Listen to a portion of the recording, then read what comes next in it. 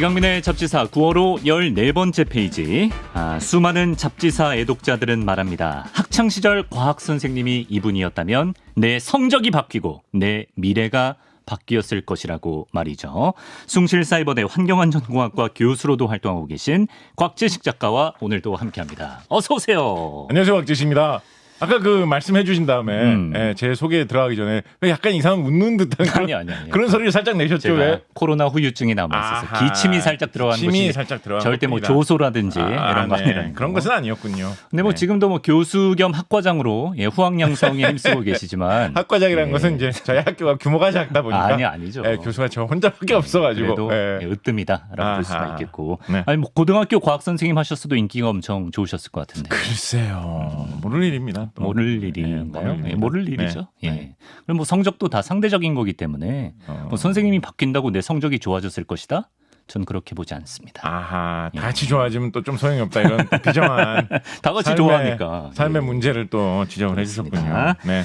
자, 뭐 많이들 아시겠지만 잡지사 필진 중에 가장 두터운 마니아층을 보유한 곽재식 작가답게 이제 수요일 코너 분량 좀 늘려달라 이런 민원 청탁 끊임없이 들어오고 있는데요. 여러분 그래서 저희가 잡지사 창립 1주년 바로 다음 날인 9월 27일 수요일에 곽재식에게 무엇이든 물어보세요. 광무물 특집을 진행하려고 합니다. 제가 또 나름대로 또 창립 멤버 아니겠습니까? 개국 공신이죠. 처음 시작할 때부터 계속 지금까지 그렇습니다. 1년 동안 벌써 1년이 지났어요. 그렇습니다. 잡지사 3두용 중 하나의 머리입니다. 자, 그래서 여러분이 미리 곽재식 작가에게 과학과 관련한 온갖 흥미롭고 참신하고 기상천외한 질문들을 남겨주시면 저희가 몇 가지 질문을 추려서 분량 꽉꽉 채워서 이제 답변해 드릴 텐데요. 이제 질문 있으신 분들은 라디오 본방 나가는 시간에 짧은 문자 50원, 긴 문자 100원 드는 샵 1212, 우물정 핫둘 문자 메시지로 보내주시거나 더 편리하게는 이제 이강민의 잡지사 유튜브 채널에 들어오셔서 뭐 아무 영상이든 상관없습니다. 댓글로 질문 남겨주시면 저희가 그날 소개해 드리도록 하겠습니다. 준비 좀 해주시고요. 네, 분량이 약간 꽉꽉 찬다라는 말씀을 해주셨는데 저희 이 가문의 성씨가 곽씨인 것이 분량이 꽉꽉 찬다라는 뜻일까요? 여기 이제 CBS 스튜디오를 들어오다 보면 CBS의 이 유구한 역사를 보여주는 이런 홍보 사진들이 복도를 따라서 쭉 붙어 있죠. 흑백 사진들. 네, 거기에 보면 이제 한때 이런 라디오 방송으로 이름을 드날리셨던 60년대에 굉장히 많이 활동을 하셨던 후라이보이 곽규석이라는 분 사진이 붙어 있는데 보면서 저는 항상 생각을 하죠. 거기 저기 계시나요? 이분도 그렇게 분량을 꽉꽉 채웠을까 과거에. 채웠으니까 저렇게 걸려 있는 것이죠. 그런 것이 아닐까라는 생각을 문득 오늘도 해보았었는데. 또 모르면 60년 후에 이제 곽재식 작가의 얼굴이 CBS의 복도에. 그때는 좀 더 디지털 방식이겠죠. 기대어진지 기대어지지 않을까 생각이 되고요. 자, 주기율표 속 원소들의 쓰임을 알아보는 원소 퍼너타임인 주기율표. 오늘도 새 원소를 만나보겠습니다. 오늘의 주인공은 황인데요. 작가님, 저는 황하면 이제 유황온천이라든지 유황오리라든지 이런 게 생각나는데 그 황이 맞습니까? 그 황 맞습니다. 네, 바로 그 황이죠. 네. 유황의 황이다. 유황의 황입니다. 네. 유황이라고 안 하고 왜 그럼 황이라고 합니까? 그게 참 묘하죠. 그래요?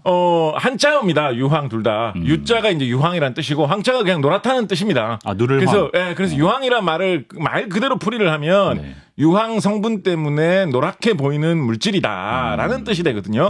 그래서 이제 어떻게 보면 유황이란 말의 핵심은 유예요. 어떻게 보면 그렇죠. 황은 이제 그 색깔을 표시를 한 말이고 그래서 실제로 일본 같은 데서는 이 유라는 말을 유황이란 뜻으로 써요. 주로. 그래서 이제 우리나라에서 뭐 황산 이러면 무서운 산 물질 이런 거에 좀 대표로 많이 황산을 들여부으면 막 다 지글지글 녹을 거야. 이런 식으로 많이 생각을 하잖아요. 일본에서는 황산을 유산이라고 합니다. 한 글자로 표시할 때 유자를 따다가 써요. 그게 더 말이 되는 거 같아요. 그게 어떻게 보면 한자만 따지면 더 그럴듯한 말이거든요. 황은 그냥 누렁이 느낌 아닌가요? 근데 희한하게 우리나라에서는 그거를 유를 그냥 버리고 과감하게 뭐 필요 없다. 노란색이라고 해도 충분하다. 황 그냥 그렇게 과감하게 쓰고 있습니다. 어쩌면 뭐 이거는 뭐 어디까지나 넘겨짓기입니다만 어쩌면 한동안은 뭐 이런 게 좀 혼란이 있었을 수도 있을 것 같아요. 지금도 70년대 80년대 책 같은 거 보면 무슨 뭐 유산으로 처리를 하고 어쩌고 뭐 유화 뭐 수소가 어쩌고 이런 말이 나와 있을 때가 있습니다. 근데 그 이제 일본 거를 그대로 옮기다 보니까 한자를 그대로 사용해서 그런 거고 지금은 황화수소 뭐 황산 이런 식으로 황을 다 사용하고 있거든요. 그래서 아마 한자에 딱히 연연할 필요가 없는 한글 문화가 사실 어느 정도 있기 때문에 유황 대신에 더 팍 와닿는 딱 보면 알 수 있는 노란색. 황이 남지 않았느냐 추정을 해보고 있습니다. 독특하네. 이 황의 원소 기호가 여러분 S입니다. S. S는 어디서 온 S인가요? S는 라틴어로 영어로 이제 황을 설퍼라고 하죠. 그래서 그 S라고 그냥 보시면 되고요. 라틴어로도 같은 뿌리에 있는 말을 사용하고 있습니다. 네. 이게 뭐 거슬러 올라가면 인도에서 과거에 고대에 사용하던 산스크리트어에서도 비슷한 뿌리가 있는 말을 사용한다라는 이야기도 있는데 그런 걸 보면 뭐 중동을 중심으로 동쪽으로는 인도에서 서쪽으로는 유럽까지 이 황이라는 비슷한 뿌리를 가진 말이 꽤나 널리 쓰였나 봐요. 이런 걸 보면 굉장히 예전부터 사람들 사이에 뭔가 신기한 이상한 성분 물질이 있다라는 것 자체는 좀 알려져 있지 않았나 추정을 해봅니다. 네.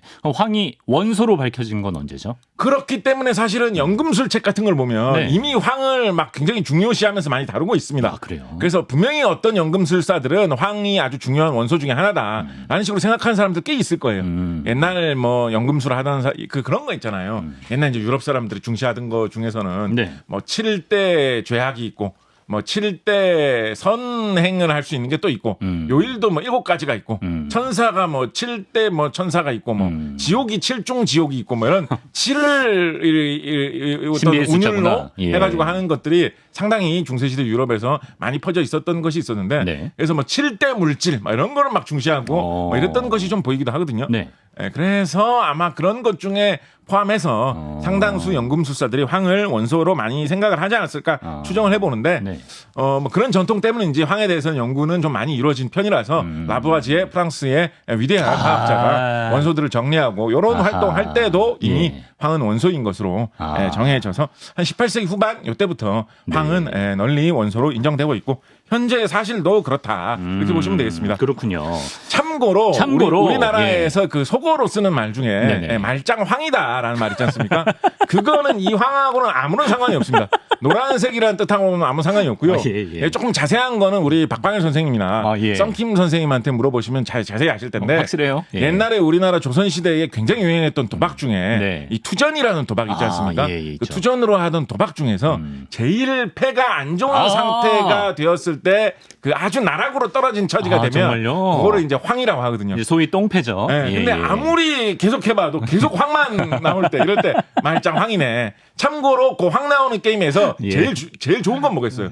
제일 좋은 거. 제일 좋은 거? 제일 좋은 건 뭐겠어요? 뭐죠? 제일 좋은 거는 투전을 할 수 있는 게임이 여러 가지가 있는데 그 황 나오는 그 계통의 게임에서 제일 좋은 게 뭔지 아십니까? 몰라요. 장땡입니다. 장땡. 그래서 이제 요즘 우리가 장땡이다. 좋으면 장땡이라 하고 나쁘면 황이라고 하잖아요. 사실은 도박 용어에서 온 말이다.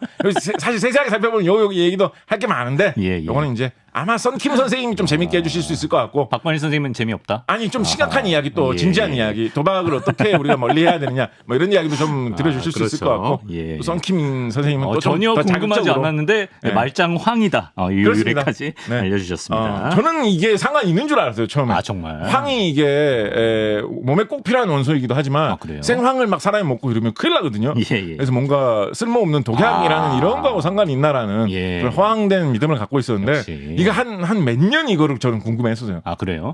어린 시절에 풀렸군요. 어린 시절에 한 몇 년 궁금했는데 이제 인터넷이 발달하면서 검색을 많이 해볼 수 가끔 한 생각나면 한 번씩 검색해보고 했거든요. 알겠습니다. 근데 21세기 초에 어느 날 누가 이걸 딱 올려놨더라고요. 썬킴 씨와 도박의 역사 2탄 한번 추진해 보겠습니다.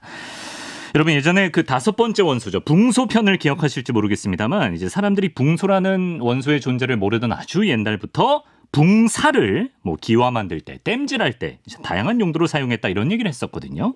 근데 황도 좀 비슷한 케이스라고 들었습니다. 그렇습니다. 황 같은 경우에 뭐 예전부터 알려져 있었으니까 뭐 약재로 혹은 뭐 여러 가지 가공된 물건을 만드는 용도로 이런 용도로 많이 썼거니와 부지불식간에 우리가 황을 쓰는다는 것조차도 잘 모르면서 자연스럽게 본능적으로 황을 쓰게 되는 경우가 사실은 동물, 생물, 식물 뭐 여러 가지 그런 생명체의 몸속에서 일어나는 반응에서도 황이 중요한 역할을 하는 경우가 정말 허다하게 많습니다. 그래요? 아주 핵심적인 원소라고 하면 몸에 가장 중요한 성분인 뭐 탄소라든가 질소 뭐 이런 성분들이 뭐 황보다 우리가 더 중요한데 라면서 좀 그렇게 하겠지만 그런 주요 원소 빼고 나면 네네. 그 다음으로 중요한 원소가 뭐냐라고 하면 황이라고 할 수 있을 정도로 예. 몸에서 굉장히 중요한 원소인데 요거 조금 이야기해보면 이게 굉장히 기이하고 재밌는데 뭐죠? 우리가 몸이 단백질로 되어 있다. 사람 몸의 주성분은 단백질이다. 근육이 다 단백질이다. 피부도 단백질이다. 이런 얘기 많이 하잖아요. 네네. 근데 단백질이라는 거를 기본적으로 만들어 보면 네. 단백질이 만들어진 모양이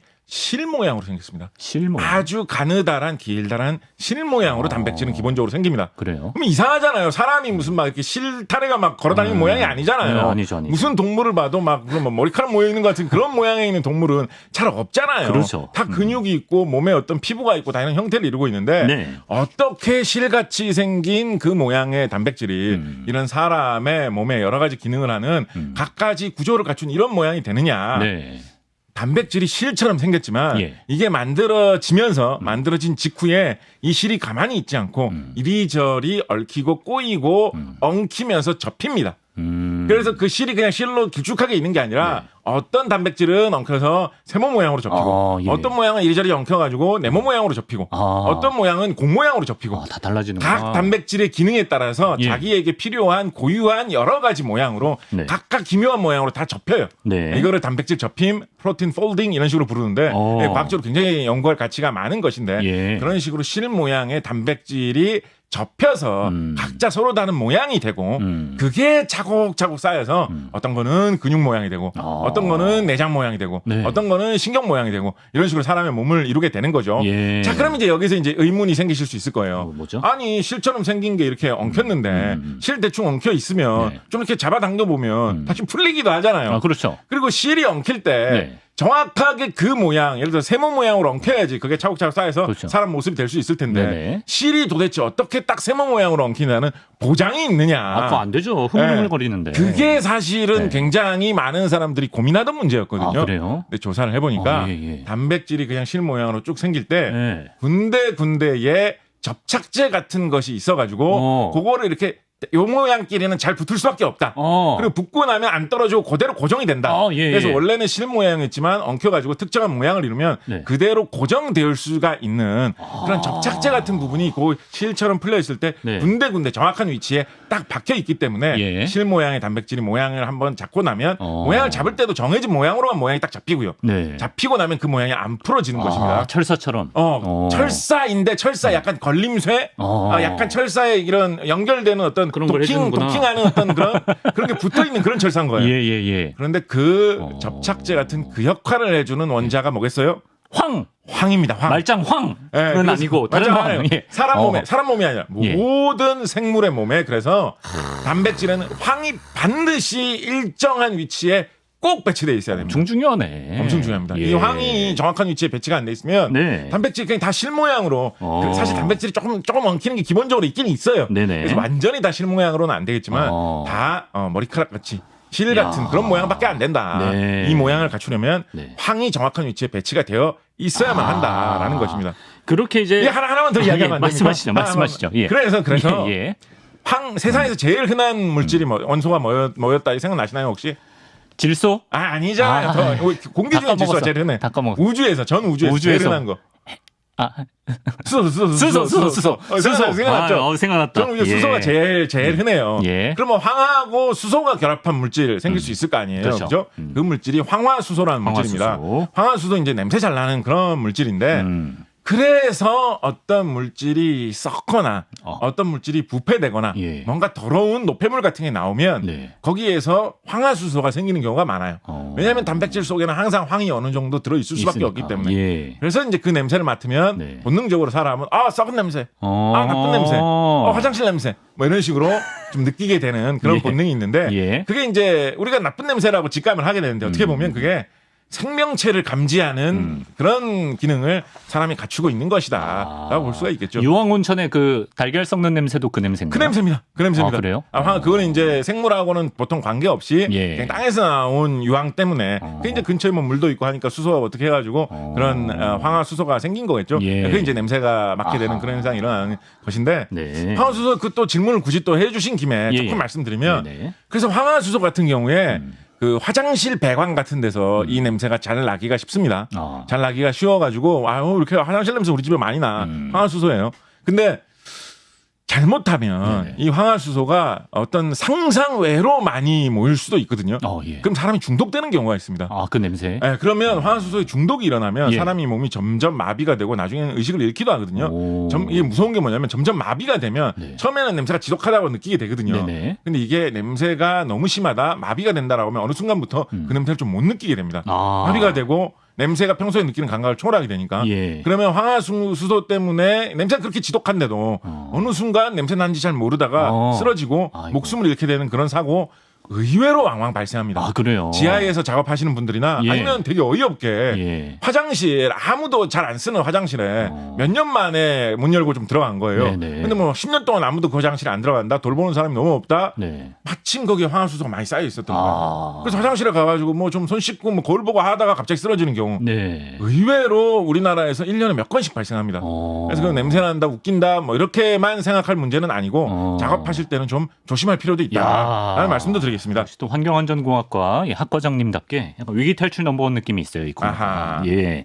근데 아까 말이죠. 그 이제 황이 우리 단백질의 모양을 이제 고정시켜주면서 약간 뭐 철사 내지 갈고리 역할을 해준다라고 하셨는데.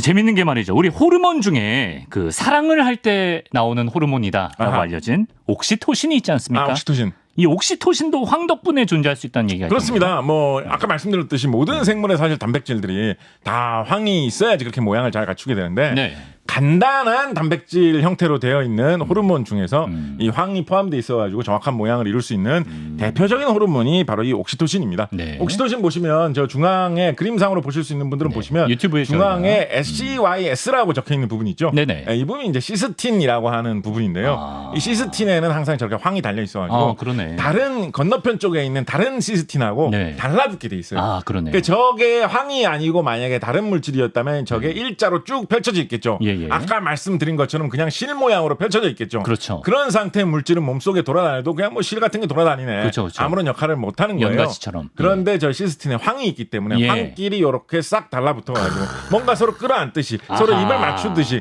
뭔가 서로 갈구하다가 만나듯이 그렇게 서로 붙기 때문에 일자로 뻗어져 있지 않고 저렇게 뭔가 살짝 말리는 겁니다. 저 부분이. 저 부분이 말려가지고 이렇게 달라붙은 묘한 모양으로 약간 육자나 구자 모양 혹은 뭐 어떤 음표, 사분음표 같은 그런 모양, 이분음표 같은 그런 모양, 그런 모양으로 이런 독특한 형태를 이루게 되고 그 형태를 이루고 있기 때문에 사람의 뇌 같은데 딱 꽂히면서 이것이 사랑인가? 이런 느낌을 전해준다라는 거죠. 저 모양이 아니고 실 모양이면 뇌에 아무리 흘려다녀도 꽂히지도 않고 실 흘러가네 이거 알겠죠.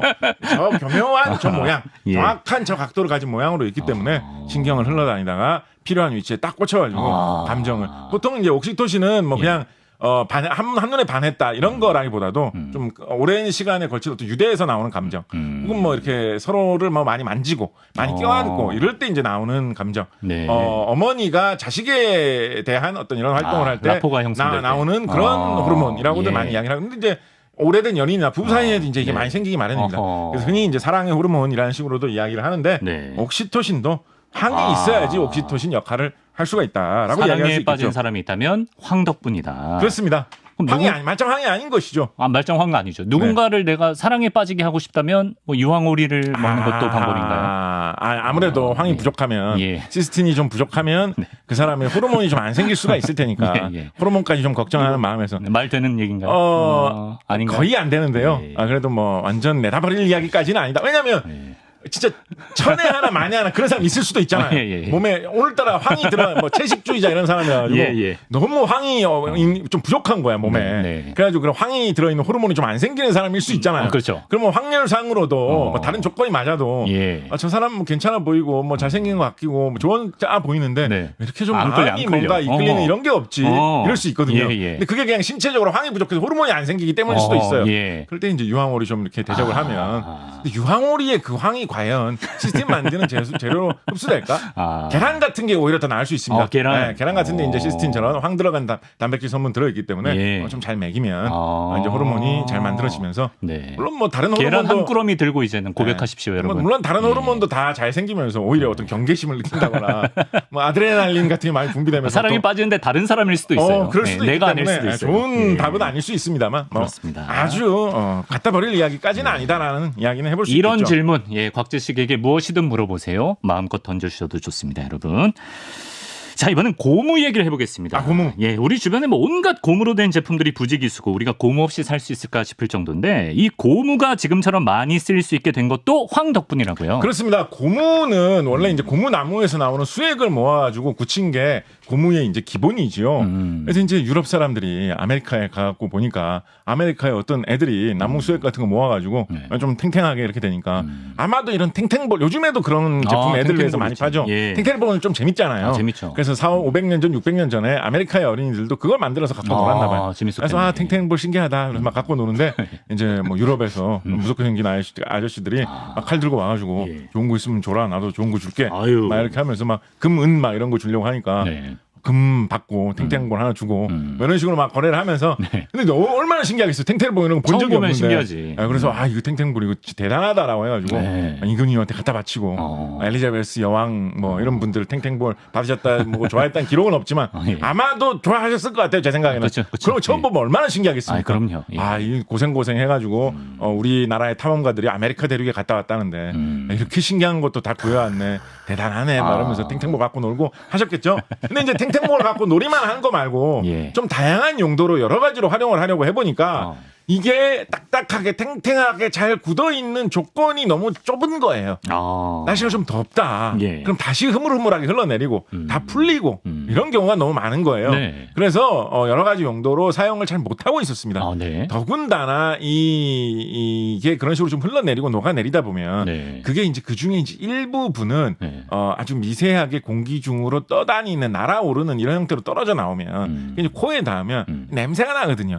고무 냄새라는 게 뭐 어떤 냄새인지 아시죠? 알죠. 그 냄새가 더욱더 지독하게 나는 거예요. 워낙에 흐물흐물하게 잘 흘러내려서 그게 잘 튀어나오니까. 그래서 냄새도 지독하지. 뭐 좀 활용해서 무슨 도구를 만들려고 하면 좀 뭐 날씨만 좀 덥다. 뭐 조건이 조금만 안 좋다면 다 흘러내리지 이래가지고 탱탱볼 외에 실용적인 용도로 별로 쓸 수가 좀 없는 거예요. 근데 도전하는 사람들은 많았어요. 탱탱볼로 잘 될 때 보면 되게 좋아 보이거든요. 뭐 할 수 있을 것 같아. 신발 밑창으로 깔아보면 끝내주지 않을까? 이거 달고 뛰어다니면 전쟁터에서 나는 무적이다. 조던이죠, 조던. 신발에 붙이고 딱 전쟁에 출전했는데 다 찐득찐득하게 바닥에 다 달라붙고 얼마나 곤란하고 당황하겠어요.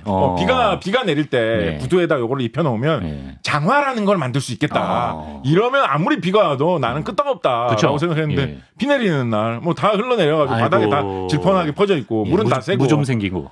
그러면 얼마나 당황스럽고 더군다나 그 제품을 만들어서 판매한 사람들은 얼마나 욕을 먹었겠습니까? 그렇죠. 그래서 이 고무가 전래된 것은 뭐 거의 아메리카 대륙이 유럽인들에게 발견된 지 얼마 안 돼서 전해진 것 같아요. 그런데 수백 년 동안 이게 실용적으로 널리 쓰이는 일이 좀 드물었습니다. 방법을 못 찾았구나. 그 탱탱한 상태를 유지하는 방법을 알 수가 없어서.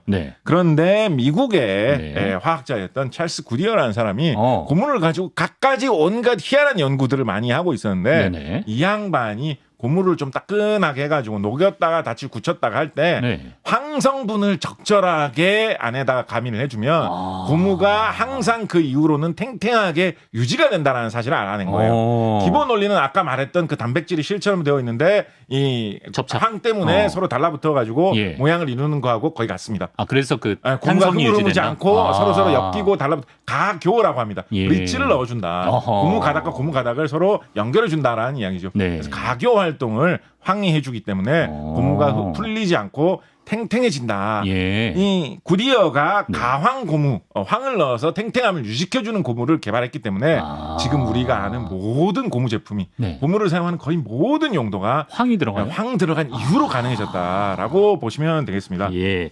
이게 뭐 그러면 뭐 요즘에 이제 고무를 사용하는 뭐 고무 밑창이라든가 신발 또 고무 사용하는 것도 뭐 있죠?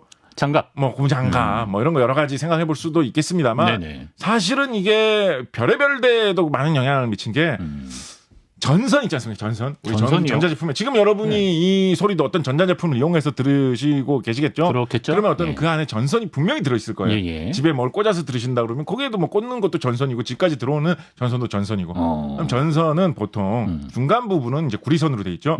그리고 구리선에 고무 피복이 입혀져 있는 경우가 많아요. 그래요? 고무 피복이 입혀져 있잖아요. 전선 이렇게 살살 도려낼 수 있는 거. 까야지 이제 안에 이렇게 노란 구리선이 나오잖아요. 그렇죠. 고무 피복. 네. 고무 피복이 없어가지고 네. 전기를 유용하게 못 쓰던 시절이 있었어요. 네. 피복을 잘 입혀놓지 않으면 네. 전기가 자꾸 새 나간다고. 네, 네, 네. 그 전선 조금만 이렇게 잘못하면 옆에 하고 다 합선돼 버리고. 그렇죠. 그래서 전기를 잘 못 사용하던 때가 있었는데 가황 고무 기술이 발전을 했기 때문에 전선에다가 피복을 입혀가지고 예. 우리가 모든 전기를 다 쓸 수 있게 되었고 지금 우리의 전기 문명이 가황 고무 때문에 사실 가능해졌다. 이강민의 잡지사도 가황 고무 때문에 그렇습니다. 여러분이 보고 들을 수가 있습니다. 참고로 요즘은 플라스틱 기술이 워낙 많이 발달해가지고 예. 전선 피복을 가황 고무 없이 만드는 예도 많이 있기는 있습니다. 사실은 정직하게 말씀드리면. 예. 참고로 그 아까 고무의 실용화에 큰 기여를 했던 굿이어의 이름을 따서 이제 고무로 자동차 타이어를 만드는 미국의 거대 기업 굿이어라는 기업도 생긴 거라고 하네요. 자, 마치기 전에 항생제 이야기를 한번 해보겠습니다. 벌써 마치기 전입니까? 이 얘기 안 들으면 이제 섭섭해요. 예. 벌써요. 예. 황 이야기 진짜 많이 하긴 남았는데. 황입니다. 지금 말짱 황입니다.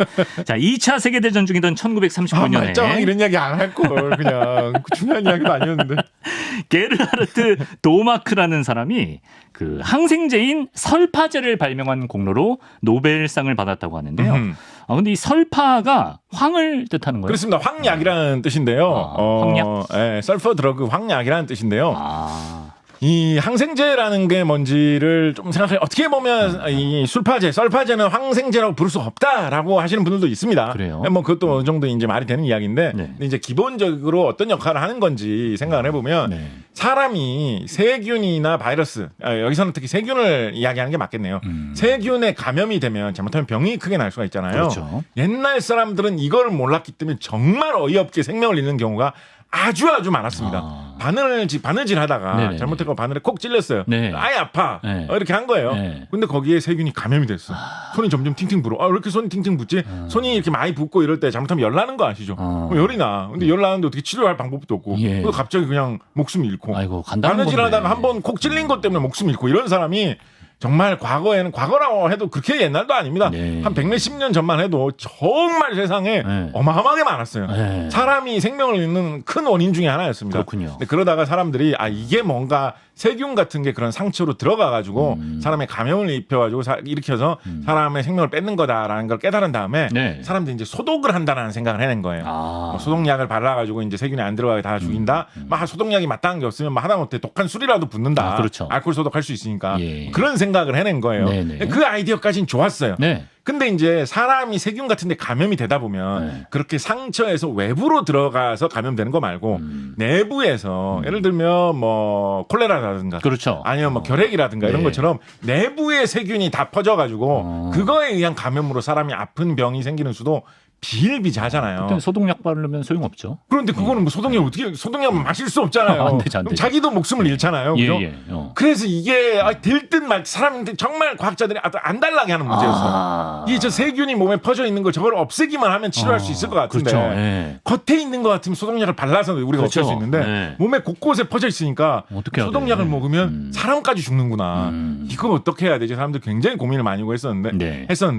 그래서 당시에 과학자들 사이에서 많이 퍼져 있었던 용어가 마법의 탄환, 마술 총알, 마탄 이런 용어가 있었습니다. 마탄. 이게 뭐 독일 계통에서 많이 있었던 유럽 전설 중에 네. 마법 탄환이라는 게 있는데 마탄이라는 게 있는데 예. 이거는 이제 어떤 마력이 깃든 그런 총알이기 때문에 총에다 그걸 놓고 쏘면 네. 항상 내가 노리는 것을 자기가 총알이 알아가서 그것만 딱 맞춘다라는 뭐 그런 전설이 있었거든요. 타깃이 세균이구나. 그런 것처럼 약을 사람이 먹으면 예. 사람 몸에 다른 거는 아무것도 안 건드리고 사람의 장기나 사람의 세포는 전혀 상하지 않게 하고 네. 세균만 딱 찾아가가지고 그것만 딱 상하게 만드는 네. 걔만 딱 소독시키는 그런 약이 있으면 얼마나 좋을까라고 진짜 생각을 마법 하면서 같겠네. 그거를 마탄이라고 사람들이 부를 정도로 많이 찾아다녔어요. 네. 근데 그걸 마탄이라고 불렀다는 얘기는 그런 게 있을 것 같지 않다. 마법이니까요. 말이 되냐 그게 어떻게 약에 눈이 달린 것도 아닌데 사람 몸에 들어갔을 때 어떻게 세균만 찾아서 내서 그것만 공격하는